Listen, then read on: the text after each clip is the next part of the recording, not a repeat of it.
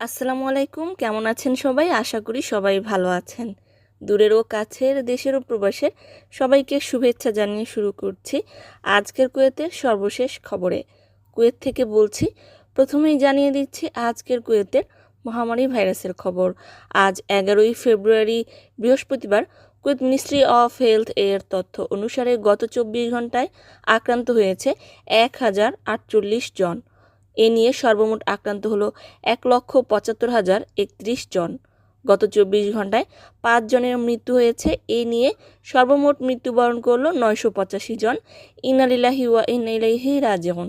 গত 24 ঘন্টায় বাংলাদেশি সহ সুস্থতা লাভ করেছে 631 জন। এ নিয়ে সর্বমোট সুস্থতার সংখ্যা বেড়ে দাঁড়ালো 1,63,895 জন। আলহামদুলিল্লাহ, দেশটির আইসিইউতে এখনও ক্রিটিক্যাল অবস্থায় রয়েছে 114 জন এবং চিকিৎসাধীন অবস্থায় রয়েছে 10,151 জন। দেশটির স্বাস্থ্য মন্ত্রণালয়ের মুখপাত্র ডক্টর আবদুল্লাহ আল সানা এক প্রেস বিজ্ঞপ্তি করে উদ্বেগ উৎকণ্ঠা প্রকাশ করেছেন। সম্প্রতি কুয়েতে মহামারীর আক্রান্তের হার অনেকটাই বেড়ে গিয়েছে। এ কারণে ভ্যাকসিন দেওয়ার লক্ষ্যে আরও 5টি ভ্যাকসিন কেন্দ্র স্থাপিত করা হয়েছে এবং জাবের হসপিটালে 3টি আইসিইউ বা নিবিড় পরিচর্যা কেন্দ্র তৈরি করা হয়েছে। কুয়েতে আগামী সপ্তাহে ফাইজারের আরও একটি ভ্যাকসিন শিপমেন্ট এসে পৌঁছবে বলে আশা করা যাচ্ছে। দেশটিতে এখনও পর্যন্ত কারফিউ বা লকডাউন দেওয়া হয়নি, তবে রাত 8টা থেকে ভোর 5টা পর্যন্ত সকল প্রকার বাণিজ্যিক সুপার মল এবং রেস্তোরাঁ বন্ধ রাখার নির্দেশ দিয়েছে। দেশটির একজন লেফটেন্যান্ট জেনারেল আবদুল্লাহ আল ফাত্তা এর নির্দেশে প্রবাসী এবং নাগরিকদেরকে জনসমাগম পরিহার করার লক্ষ্যে সকল প্রকার পারিবারিক এবং সামাজিক অনুষ্ঠান বর্জন করতে বলা হয়েছে। যদি কেউ এ নিয়ম অমান্য করে তবে 500 থেকে 1000 দিনার পর্যন্ত জরিমানা ধার্য করা হবে বলে জানিয়ে দেওয়া হয়েছে। স্থানীয় পত্রিকা কুয়েত টাইমসের সূত্র অনুযায়ী জানা যায় যে কুয়েত মিউনিসিপ্যালিটির কয়েকটি টিম মার্কেটগুলো পরিদর্শন করছে। রাত 8টা থেকে ভোর 5টা পর্যন্ত বন্ধ থাকছে কি না এবং সেই ধারাবাহিকতায় মন্ত্রিপরিষদের সিদ্ধান্ত বাস্তবায়ন করার লক্ষ্যে সকল প্রকার বাণিজ্যিক কার্যক্রম বন্ধ রাখার নির্দেশ থাকলেও তা কিছু মানুষ অমান্য করে বাইরের লাইট বন্ধ করে দোকানের ভিতরে কাজ করছিল। এমন সময় বলদিয়া সদস্যরা কয়েকজনকে আটক করেছে, যাদেরকে জরিমানা ধার্য করা হয়েছে।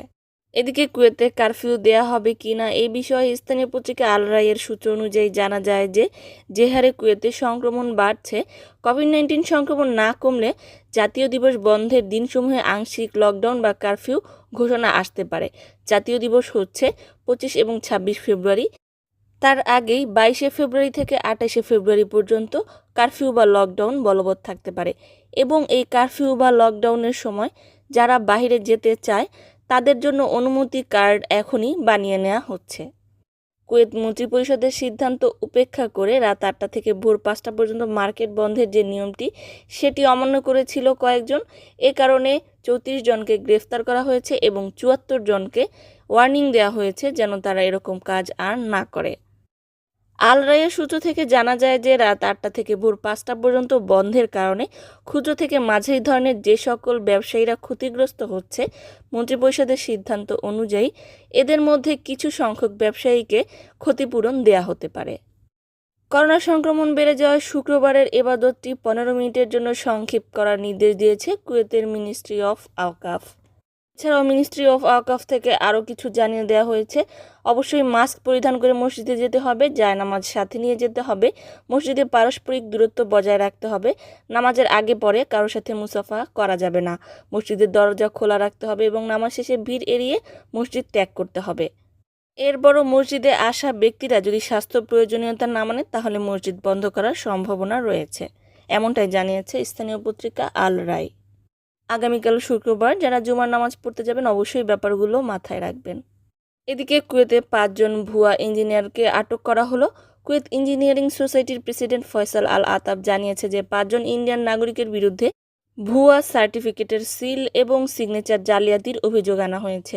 অভিযোগে বলা হয়েছে এই 5 জন কুয়েত ইঞ্জিনিয়ারিং সোসাইটির সিল এবং সিগনেচার নকল করেছে, পাশাপাশি তারা ইঞ্জিনিয়ারিং সোসাইটি থেকে দেয়া মেইলও কপি করেছিল। এদের মাঝে 3 জন আগেই কুয়েত থেকে ত্যাগ করেছে এবং বাকি 2 জনকে জিজ্ঞাসাবাদের জন্য কুয়েত পাবলিক প্রসিকিউশন অফিসে নেওয়া হয়েছে। স্থানীয় পত্রিকা আরব টাইমসের সূত্র অনুযায়ী জানা যায় যে কুয়েতের জেলখানাতে যদি কেউ টাচ ফোন ব্যবহার করে তবে তাকে 2000 দিনার করে দিতে হবে। এবারে জানিয়ে দিচ্ছি ফ্লাইট সংক্রান্ত খবর। এই খবরটি প্রবাসীদের জন্য একটা দুঃসংবাদ বলা চলে। কুয়েতের কয়েকটি অনলাইন পোর্টাল প্রকাশ করে যে আগামী 21শে ফেব্রুয়ারি থেকে কুয়েতে সকলেই ফিরতে পারবে।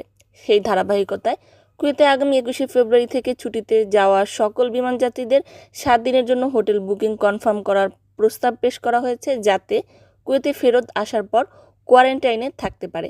এ বিষয়ে স্থানীয় পত্রিকা আল কাবাসের সূত্র অনুযায়ী জানা যায় যে বেসামরিক বিমান পরিবহন অধিদপ্তরের এক আধিকারিকের কথা, যিনি নাম প্রকাশ না করার শর্তে কুয়েত টাইমসকে বলেছেন যে সমস্ত প্রবাসী যাত্রী ও নাগরিক সকলেই কুয়েত ত্যাগের সময় 7 দিনের জন্য হোটেল বুকিং করে দেওয়া উচিত, যাতে তারা ফিরে আসার পরে প্রাতিষ্ঠানিক পৃথকীকরণ সম্পন্ন করতে পারেন।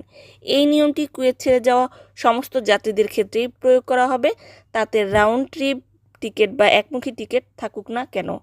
এমনকি যদি যাত্রী তাদের সঠিক ফেরতের তারিখ সম্পর্কে নিশ্চিত নাও হয়, তাদের তখনও একটি হোটেল বুকিং থাকা উচিত। পরে তাদের ফেরতের তারিখ অনুসারে বুকিং পরিবর্তন করা যেতে পারে।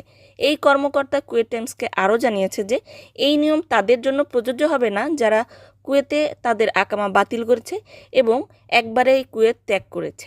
কুয়েত ডিজিসি এর মুখপাত্র সাদ আল ওতাইবি স্থানীয় পত্রিকা কুয়েত টাইমসকে আরও জানিয়েছে যে হোটেলের বুকিং সংক্রান্ত সকল তথ্য কুয়েত মুসাফির আইডি অ্যাপসটিতে গেলেই পাওয়া যাবে। তিনি আরও জানিয়েছে যে হোটেলগুলিতে 7 দিনের প্রাতিষ্ঠানিক কোয়ারেন্টাইন প্রয়োগের জন্য সংশ্লিষ্ট কর্তৃপক্ষের সাথে বৈঠক করা হচ্ছে এবং বাকি 7 দিন নিজ বাসায় কোয়ারেন্টাইনে থাকতে হবে।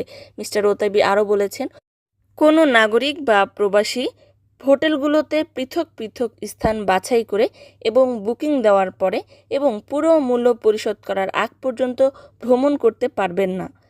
টাকাগুলো ফেরতযোগ্য হবে না। তিনি আরও বলেন, প্রবীণ যাত্রীদের প্রাতিষ্ঠানিক পৃথকীকরণ থেকে অব্যাহতি দেওয়ার বিষয়ে এখনও আলোচনা চলছে। কুয়েত বিমানবন্দর বিষয়ক সুপ্রিম কমিটি আগামী 21শে ফেব্রুয়ারি থেকে কুয়েত ফ্লাইটগুলো সচল করার চিন্তাভাবনা করছে। অর্থাৎ এখন থেকে যারা কুয়েতে প্রবেশ করবে তাদের অবশ্যই 7 দিন কুয়েতের স্থানীয় হোটেলে কোয়ারেন্টাইনে থাকতে হবে এবং যারা কুয়েত ত্যাগ করবে তারাও হোটেল বুকিং দিয়ে কুয়েত ত্যাগ করতে হবে, যেন পুনরায় কুয়েতে প্রবেশ করার পর সেই বুকিং দেওয়া হোটেলে কোয়ারেন্টাইন পালন করতে পারে। সিদ্ধান্তটি পাশ হয়ে গেলে সত্যিই প্রবাসীদের অনেক দুর্ভোগ হবে। 20 নম্বর ভিসা সম্পর্কে এবার জানিয়ে দিচ্ছি। স্থানীয় পত্রিকা কুয়েত টাইমসের সূত্র অনুযায়ী জানা যায় যে যারা এজেন্সির মাধ্যমে 20 নম্বর ভিসাধারীরা কুয়েতে আসবে তাদেরকে 890 দিনার করে ধার্য করা হয়েছে এবং যারা সরাসরি কুয়েতির মাধ্যমে কুয়েতে প্রবেশ করবে 20 নম্বর ভিসাধারীরা 390 দিনার ধার্য করা হয়েছে। এদিকে গত কয়েকদিন আগে কুয়েতে আটক বাংলাদেশি সাংসদ কাজী পাপলুর বিচারে অসন্তুষ্টি প্রকাশ করেছে কুয়েতের পাবলিক প্রসিকিউশন। আটক কাজী পাপলু এবং তার সাথে আসামিদের সর্বাধিক কঠোর শাস্তির জন্য বিচারিক আদালতে আপিল করেছে পাবলিক প্রসিকিউটর। পাবলিক প্রসিকিউশন অফিসে এখনও তদন্ত করছে এমন আরও একটি মামলা রয়েছে যা একই মামলার সাথে যুক্ত বলে জানা গিয়েছে এবং অন্যান্য অভিযোগকে রাষ্ট্রীয় সুরক্ষা প্রকৃতি হিসেবে শ্রেণীবদ্ধ করা হয়েছে। এবারে জানিয়ে দিচ্ছি একটি দুঃসংবাদ। মধ্যপ্রাচ্যের অন্যতম দেশ সৌদি আরবের মদিনা মুনাওয়ারার একটি সোফা কারখানায় বেশ কয়েকজন বাংলাদেশি আগুনে পুড়ে নিহত হয়েছে। ইন্না লিল্লাহি ওয়া ইন্না ইলাইহি রাজিউন। তাদের মধ্যে অধিকাংশই চিটাগাংয়ের অধিবাসী ছিল বলে জানা গিয়েছে। আল্লাহ পাক আগুনে নিহত সকল মৃতদেরকে জান্নাতুল ফেরদাউস দান করুন। আজকের কুয়েতের সর্বোচ্চ তাপমাত্রা ছিল 24 ডিগ্রি, সর্বনিম্ন তাপমাত্রা ছিল 12 ডিগ্রি। আজকের কুয়েতের কারেন্সি হলো বাংলাদেশি 1000 টাকায় কুয়েতি দিনারের 3 দিনার 595 পয়সা, কুয়েতি 1 দিনারে বাংলাদেশি 277 টাকা 89 পয়সা এবং ইন্ডিয়ান রুপি 237 রুপি 34 পয়সা। এবারে জানিয়ে দিচ্ছি আজকের কুয়েতের গোল্ড প্রাইস। 1 গ্রাম 22 ক্যারেট স্বর্ণের দাম 16 দিনার 350 পয়সা। জুয়েলার্সে কম বেশি হতেও পারে। এবারে জানিয়ে দিচ্ছি আমাদের সর্বপ্রিয় বাংলাদেশের মহামারী ভাইরাসের খবর। গত 24 ঘন্টায় 418 জন আক্রান্ত হয়েছে। এ নিয়ে সর্বমোট আক্রান্ত হলো 5,39,571 জন। গত 24 ঘন্টায় মৃত্যুবরণ করেছে 9 জন। এ নিয়ে সর্বমোট মৃত্যুবরণ করলো 8,248 জন। ইন্না লিল্লাহি ওয়া ইন্না ইলাইহি রাজিউন। গত 24 ঘন্টা সুস্থতা লাভ করেছে 485 জন। এ নিয়ে সর্বমোট সুস্থতার সংখ্যা বেড়ে দাঁড়ালো 4,85,971 জন। আলহামদুলিল্লাহ। সম্মানিত ভিউয়ার্স, আজকের মতো এই ছিল আমার কুয়েত বাংলাদেশের সর্বশেষ খবর। কষ্ট করে পুরো ভিডিওটি দেখার জন্য অনেক ধন্যবাদ। ভিডিওটি ভালো লাগলে লাইক করবেন, কমেন্টস করবেন, অন্যদের দেখার জন্য শেয়ার করে সুযোগ করে দিতে পারেন। যারা আজকে এই চ্যানেলে নতুন, চ্যানেলটিকে সাবস্ক্রাইব করেনি অবশ্যই সাবস্ক্রাইব করে বেল বাটনটি অন করে দিবেন। যারা পূর্বেই সাবস্ক্রাইব করেছেন তাদেরকে অনেক ধন্যবাদ, ভালোবাসা এবং কৃতজ্ঞতা। দেখা হবে নতুন কোনো ভিডিওতে। সে পর্যন্ত সবাই ভালো থাকুন, সুস্থ থাকুন, নিরাপদ থাকুন। আল্লাহ হাফেজ। Thanks for watching.